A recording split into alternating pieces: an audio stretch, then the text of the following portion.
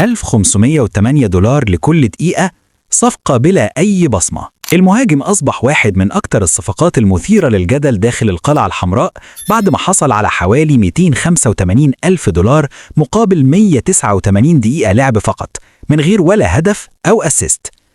المدرب قرر يبعده عن الحسابات في الفترة الأخيرة رغم تمسكه ببقائه لنهاية الموسم، وده بيعكس عدم اقتناعه التام بإمكانياته.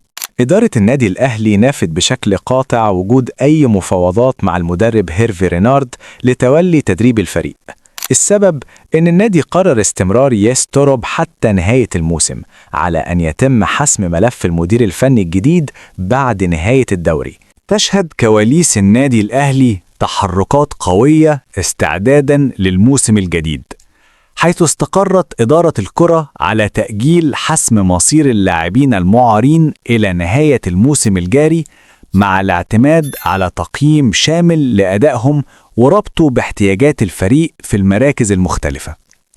وجاء هذا القرار باتفاق بين ياسين منصور وسيد عبد الحفيظ على أن يتم الاستعانة بإدارة السكاوتينج الجديدة لتحديد الأسماء التي تستحق العودة، في ظل توجه واضح نحو خفض متوسط الأعمار وتجديد دماء الفريق.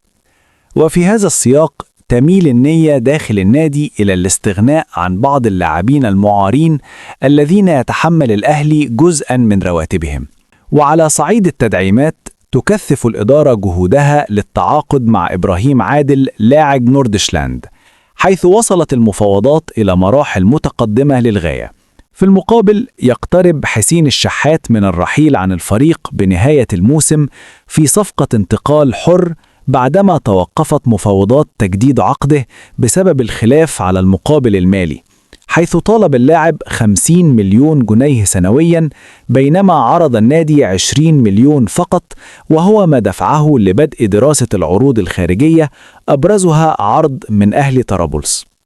اشترك في القناة وفعل زر الجرس، ولو الفيديو عجبك ما تنساش تعمل لايك.